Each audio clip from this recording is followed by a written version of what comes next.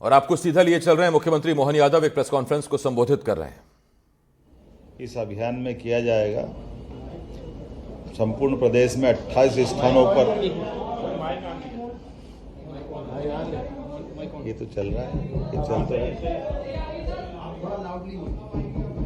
अब आ रही? नमस्कार, आप तो आ रही है? मेरे चलो ये बात बिल्कुल ठीक। मध्य प्रदेश में विधानसभा चुनाव के बाद एक वर्ष इस सरकार का हो रहा है। ऐसे में सरकार के स्तर पर हमने दो प्रकार के अलग अलग अभियान और पर्व दो तरह से मनाने का प्रयास किया गया। एक हमारी जन कल्याणकारी योजनाओं को नीचे तक पहुंचाने के लिए, जनहितैषी हितग्राहियों के लिए नगरीय स्तर पर सभी वार्डों में, पंचायत स्तर पर गांव-गांव के अंदर तक हमारी 56 प्रकार की जनहितैषी योजनाओं को लेकर के हमारे वार्ड के अंदर पार्षद, वार्ड के अंदर के अधिकारी, कर्मचारी, नगरीय स्तर पर नगर निगम आयुक्तों को हमने इसका नोडल ऑफिसर बनाया है, जो 11 दिसंबर से लगा करके 26 जनवरी तक लगातार 40 दिन तक हमारे विभिन्न प्रकार की जनहितैषी योजनाओं को लेकर के जनता के बीच जाकर के जो हितग्राही पात्र पाए जाएंगे उन सबको वह सारी योजनाओं का लाभ दिलाने के लिए अभियान चलाने का निर्णय किया है। इसी प्रकार से जन कल्याण पर्व के माध्यम से हमारी बड़ी बड़ी योजनाओं को लेकर के प्रदेश के स्तर पर हमने कुछ कार्यक्रम बनाए जो लगभग एक पखवाड़ा के रूप में लगेंगे, जिसको हमने नाम दिया जन कल्याण पर्व के माध्यम से, जिसमें लगभग 18,354 करोड़ के विभिन्न प्रकार के विकास कार्यों का भूमि पूजन और लोकार्पण अलग अलग अवधि में किया जाना प्रस्तावित किया गया है। खास करके हमारे लिए यशस्वी प्रधानमंत्री के आशीर्वाद से हमारे नदी जोड़ो अभियान में हमें बड़ी सफलता मिली है। नदी जोड़ो अभियान में केन बेतवा ये बहुत बड़ी वृहद योजना है। स्वर्गीय भारत रत्न अटल बिहारी वाजपेयी जी ने स्वप्न देखा था कि यह नदी जोड़ो अभियान होना चाहिए। यशस्वी प्रधानमंत्री के आशीर्वाद से भारत की पहली नदी जोड़ो अभियान की पहली योजना केन बेतवा, जो बुंदेलखंड और यूपी दोनों राज्यों के मध्य में लगभग 1 लाख करोड़ की ये योजना है, जिसके माध्यम से हमारी इस योजना के पहले चरण का भूमि पूजन लोकार्पण माननीय प्रधानमंत्री जी समय देंगे, तो हम इस पखवाड़े के अंदर ही इस योजना को रखने जा रहे हैं। एक 20 वर्ष से ज़्यादा समय से पार्वती काली सिंध चंबल योजना पे भी हमने सहमति दी है कि हमारे राज्य और राजस्थान दोनों के हित सामान्य है और सहज है।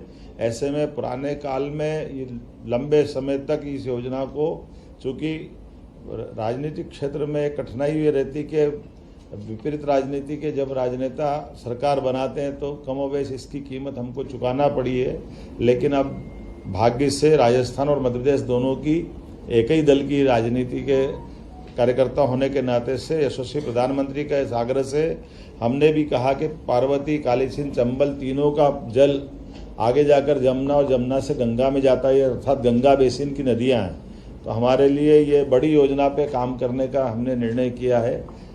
हमने सहमति दी है। आमतौर पर इस पर high court, supreme court, Madhya Pradesh सरकार बहुत दिनों तक लड़ती रही है, लेकिन हमने इसमें समाधान दिया है कि इसकी ज़रूरत नहीं है, ये दोनों राज्यों के लिए बेहतर होगी। तो 10 जिले हमारे और बाकी के 13 जिले राजस्थान के, दोनों के बीच में इसका भी एक हमने अपनी जल शक्ति मंत्रालय के माध्यम से स्वीकृति दी, जिसमें लगभग 70,000 करोड़ से ज़्यादा के कामों के प्लान दोनों राज्य बना रहे हैं। यशस्वी प्रधानमंत्री के आशीर्वाद से इस योजना का जब वो चाहेंगे आगे वो अनाउंस करके हमारा MOU पे हमने मन मस्तिष्क से इसमें स्वीकृति सहज रूप से दी है। आपकी जानकारी के लिए बता दूं कि हमारे floating solar park, IT park, Sondwa, ऐसे बहुत सारे कार्यक्रमों के साथ बहुत सारे प्रकार से हमने अलग अलग कार्यक्रमों और कामों को जोड़ा, जिसकी विभिन्न प्रकार की योजनाओं के साथ आपको एक पुस्तिका देंगे जिसमें विस्तृत रूप से वो मिलेगा। खास एक बात हमने कहा था कि यशस्वी प्रधानमंत्री के नेतृत्व में 2014 के बाद 2024 तक भारत 5वीं अर्थव्यवस्था बना है और 5 साल में वो तीसरी अर्थव्यवस्था बनेगा, तो स्वाभाविक रूप से राज्यों की अपनी भूमिका होना चाहिए। तो हमने अपनी सरकार के गठन के बाद निर्णय किया था कि जो हमारा 3.25 लाख करोड़ का बजट है, इसको हमने पहले साल में 3.5 लाख करोड़ का और इसको 5 साल के अंदर 7 लाख करोड़ के हमारे अपने निवेश को, हमारे बजट को ले जा करके सभी प्रकार की पुरानी योजना है, जो जनहितैषी योजना है, उस सारी योजना को चालू रखते हुए हमारा जीडीपी बढ़ाने का निर्णय किया है। इसके लिए हमने चरणबद्ध रूप से काम भी चालू किया है।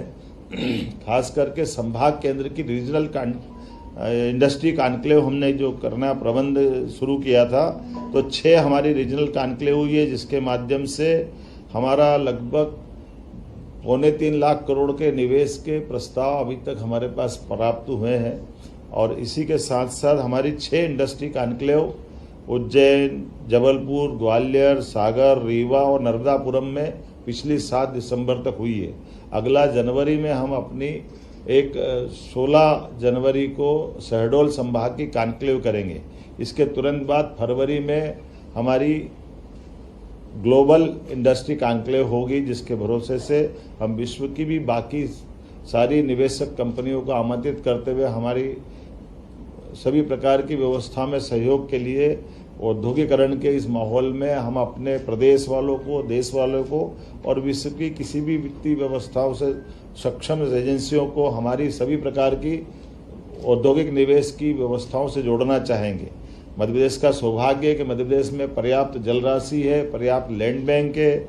हमारी भूगर्भ क्षमता अर्थात माइनिंग के सेक्टर में हमने यशस्वी प्रधानमंत्री के नेतृत्व में साफ सुथरी हमारी जो खदानों की नीलामी की गई, इसमें मध्य प्रदेश सरकार को भारत सरकार के द्वारा प्रथम पुरस्कार दिया गया। ये हमारे लिए ये भविष्य की माइनिंग की बड़ी संभावनाओं में से हमारे लिए अब हम आगे प्रयास कर रहे हैं कि जो हमारा 10,000 करोड़ का इससे जो राजस्व प्राप्त होता है, ये 5 साल में 50,000 करोड़ तक पहुँचे। और मुझे इस बात की प्रसन्नता है कि इसी साल लगभग 15,000 करोड़ के निवेश के हमारे करीब हम पहुँच रहे हैं। उम्मीद करेंगे इसी प्रकार से हमारी बाकी चीज़ों में भी, जैसे कृषि उत्पादक क्षमता हमारी बहुत अच्छी हुई है, लेकिन कृषि उत्पादक के साथ साथ हम अपने किसानों की आय बढ़ाने के लिए दूध उत्पादन में भी हमारी बड़ी भूमिका देख रहे हैं। और उसके आधार पर जो अभी 9% दूध उत्पादन क्षमता देश के अंदर कंट्रीब्यूशन में हमारी है, हम 5 साल में इसको 20% तक ले जाना चाह रहे हैं। इसी सिलसिले में लगभग हमारी जो नेशनल डेयरी डेवलपमेंट बोर्ड के माध्यम से MOU हुआ है, वो हमारी सभी दूध से बने हुए उत्पाद और उत्पाद से किसानों को ठीक से आय मिले। और हमने भी निर्णय किया कि दूध खरीदने पे भी हमारी सरकार बोनस प्रारंभ करेगी, अर्थात किसानों की आय बढ़ाने के लिए फसल उत्पादन के साथ साथ दूध उत्पादन में भी उनकी अपनी आय बढ़े, इस दिशा में हम काम कर रहे हैं। कुछ स्थायी प्रकृति के काम भी बहुत सारे चालू किए हैं, साथ ही साथ चिकित्सा क्षेत्र में भी हमने काम किया है। यद्यपि कुछ आंकड़े आपको जरूर बताना चाहूँगा। 2004-05 तक जब हमारी सरकार माननीय उमा जी के नेतृत्व में बनी, बाद में बाबूलाल जी गौर के नेतृत्व में बनी, बाद में शिवराज सिंह जी के नेतृत्व में बनी, तो हमारे 2005-04 के पहले हमारे पास कुल 5 मेडिकल कॉलेज थे। और 5 मेडिकल कॉलेज की तुलना में हमारे पास 2023-24 तक आज की स्थिति में हमने, मेरे आने के बाद 3 मेडिकल कॉलेज चालू हुए, उसके पहले के और बाद के मिला करके आज 30 मेडिकल कॉलेज हमारे अपने मध्य प्रदेश में हुए हैं। लेकिन ये 1 साल के अंदर हमारे 14 मेडिकल कॉलेज PPP पे और 8 हमारे निर्माणाधीन है, अर्थात अब 1.25 से 1.5 साल के अंदर लगभग हम 50 मेडिकल कॉलेज अपने यहाँ राज्य में लाएंगे। ये सबसे तेज गति से बढ़ने वाले हमारे मेडिकल चिकित्सा की दृष्टि से बड़ी उपलब्धि रहेगी।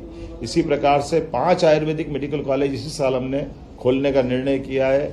कुल मिलाकर के चिकित्सा की सभी विधाओं में लगातार प्रोत्साहन देने के कारण से 55 एक्सीलेंस कॉलेज भी हमने अपनी नई शिक्षा नीति के अंतर्गत राज्य सरकार द्वारा खोले गए, जहां पहली बार अपने कॉलेजों के अंदर सभी प्रकार की शिक्षा में प्रोत्साहन देते हुए महाविद्यालय के विद्यार्थियों को भी बस से आने जाने की सुविधा ये अपनी मध्य प्रदेश सरकार द्वारा प्रारंभ की गई है। हमने उम्मीद की है कि जिस प्रकार से गुड गवर्नेंस के लिए काल के प्रवाह में बड़ी बड़ी फैक्ट्रियां बंद हो जाती थी, मजदूरों को अपने हक के लिए कोर्ट कचहरी के चक्कर लगाना पड़ते हैं। उदाहरण के लिए हुकुमचंद मिल का 30 साल से उनके हक का पैसा मजदूरों का 7,000 मजदूरों का पेंडिंग था। हमने त्वरित गति से निराकरण करते हुए नीतिगत निर्णय लिया कि मजदूरों का भुगतान सरकार करेगी, बदले में मिल या बाकी चीज़ों की लैंड सरकार रख लेगी। इसके बलबूते पर हुकुमचंद मिल के आधार पर हमने 4,800 श्रमिक परिवारों को 224 करोड़ की धनराशि का भुगतान यशस्वी प्रधानमंत्री की मौजूदगी में किया गया, जो एक बड़ा अपने आप में ये उस संकल्प की तरफ ले जाता है जो निवेशक और श्रमिक दोनों के साथ सरकार खड़ी है। श्रमिक को भी हम अधूरे में नहीं छोड़ सकते। इसी प्रकार से जो भविष्य में हमारे पे भरोसा करने वाले इंडस्ट्रियलिस्ट हैं, काल के प्रवाह में लंबे समय तक चलाने के बाद टेक्नोलॉजी अगर पुरानी हो जाती है तो भी हम अपनी भूमिका निभाने को तैयार है। उम्मीद कर रहे हैं आने वाले समय में हमने जिस प्रकार से और भी कई काम किए, खास करके लाडली लक्ष्मी योजना, लाडली बहना योजना, इस पे हमने आने के बाद 250 रुपये चला है। यद्यपि हमारे विरोधी दलों ने कहा था कि केवल चुनाव तक की योजना है, बाद में बंद कर देंगे, वित्तीय व्यवस्था खराब हो जाएगी, लेकिन हमने उस पर भी धनराशि बढ़ा करके इस संकल्प की पुष्टि की है कि हमने जो कहा है वो हम करके दिखाएंगे। नारी सशक्तिकरण की दिशा में ये सारी योजनाएं उसी प्रकार से चालू रहेगी। मुझे इस बात की भी प्रसन्नता है कि हमने एक नए एयरपोर्ट का लोकार्पण रीवा एयरपोर्ट के नाते से किया है। एविएशन की दिशा में हमने बहुत बड़े काम अलग अलग प्रकार से किए हैं। उसी के सिलसिले में हमारे अपने रीजनल एयर कनेक्टिविटी भी बढ़ाई है, जिसके आधार पर टूरिज्म को लेकर के सिंगरौली, भोपाल, रीवा, सतना, ऐसे कई छोटे सेक्टर में भी हमने अपनी लोकल हवाई सेवा भी उपलब्ध कराई, जो हवाई यातायात के साथ साथ पर्यटन को भी बढ़ावा दे रही है।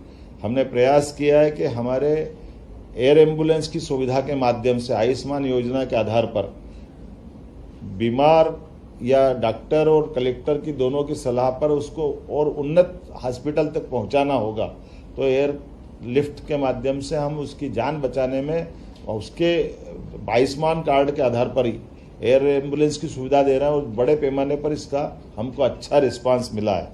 ऐसी बहुत सारी योजना में काफ़ी चीज़ें बता सकता हूँ, जैसे हमने लाडली बहनाओं को 450 रुपये में गैस टंकी की रिफिलिंग की सुविधा प्रदान की है, और भी बहुत सारी चीज़ें आपको मिलेगी। मैं उम्मीद कर रहा हूँ कि ऐसी सारी सुविधाओं के साथ हमारी सरकार लगातार आगे बढ़ रही है। मुझे लगा कि आज आपके बीच में बात करना चाहिए, तो कुछ ऐसे मैंने अपनी कुछ बातें कही है। कुछ हमने नवाचार भी किए हैं, जैसे हमारे यहाँ कुलपतियों के नाम आमतौर पर कुलगुरु पे हमने किया है। ये हमारे पहले महाराष्ट्र की सरकार ने इसको लागू किया हुआ है पहले से। हमारे यहाँ कुलपति कुलगुरु कहाए जाएंगे, ये बीते साल ही हमने निर्णय किया है। ऐसे हेल्थ के सेक्टर में हमने निर्णय किया है, पहले हेल्थ डिपार्टमेंट अलग, हेल्थ एजुकेशन अलग, दो अलग अलग मंत्रालय थे। हमने कहा ये अनावश्यक है, इससे खर्चा भी बढ़ता है और सुविधा में भी असंगत होती व्यवस्था, इसलिए दोनों मंत्रालय को एक करके हमने एक ही मंत्री को ये दोनों काम दिए हैं। पशुपालन के साथ साथ हमने जनहितैषी भी कई सारे निर्णय किए कि अब हमारे यहाँ पर आमतौर पर बीमारों को लेकर के आने के लिए एम्बुलेंस होती है, और किसी कारण से किसी की मृत्यु अगर हो जाए तो कोई हाथ में, कोई ठेले पे, कोई काय से ले जाता था। हमारी सरकार ने निर्णय किया कि सभी हॉस्पिटल में सब वाहन दे करके, जो जहाँ, क्योंकि भौगोलिक रूप से हमारा राज्य बड़ा है, तो हर व्यक्ति को संवेदनशीलता के आधार पर उसको अपने घर तक पहुंचाने के लिए सरकार सब वाहन देने की तरफ आगे बढ़ी है। मैं और भी कई सारे निर्णय बता सकता हूं, खास करके रानी दुर्गावती के नाम पर हमने अपनी रानी दुर्गावती जी का 500 जन्म शताब्दी वर्ष चला रहा है, इसलिए उनके पहली राजधानी गढ़मंडला की राजधानी जबलपुर में थी, उनके नाम पर हमने कैबिनेट की। एक और उनकी राजधानी संग्रामपुर में थी, वहाँ भी हमने कैबिनेट की है। साथ ही साथ कोदो कुटकी पे हमारी तरफ से 1000 का अनुदान जोड़ते हुए रानी दुर्गावती योजना के आधार पर श्री अन्न योजना को भी प्रोत्साहन देने का निर्णय किया है। बताने के लिए तो काफ़ी कुछ है, लेकिन मैं उम्मीद कर रहा हूँ कि ये सब आप आगे इस सारी बातों को धीरे धीरे। एक बड़ा काम हमने पहली बार ये किया है कि किसानों के लिए सीधे सीधे साइबर तहसील की व्यवस्था देश में पहली बार लागू की है। अगर कोई किसी की आमतौर पर कोई रजिस्ट्री करा लेता, विक्रय पत्र का पंजीयन कराता है, तो फिर पटवारी गिरदावर के पास नामांतरण के लिए उसको जाना पड़ता है। हमने प्रबंधन ये किया है कि जो भी कोई अपनी संपत्ति का हस्तांतरण करेगा, ऑटोमेटिक साइबर तहसील के माध्यम से उसका नाम चढ़ जाएगा। ये पहले देश में पहला प्रयोग है जिस आधार पर हमने सभी की सहूलियत देते हुए इस सिस्टम को बनाया है। इसके भी 3 चरण है। पहले एक बड़ा नंबर अकेला उसका हो रहा था, बाद में 1/2 वालों को भी ले रहे हैं, अब 1/3 अर्थात 1 नंबर के 3 हिस्से हो गए, तो तीनों का भी पंजीयन हमारे साथ हो ही जाएगा। इसी प्रकार से प्रधानमंत्री जी के एक पेड़ में माँ के नाम इस अभियान के लिए भी हमने काम चलाया। पुराने जल स्रोतों के संरक्षण और पुनर्जीवन के लिए भी जल गंगा अभियान हमने चलाया है।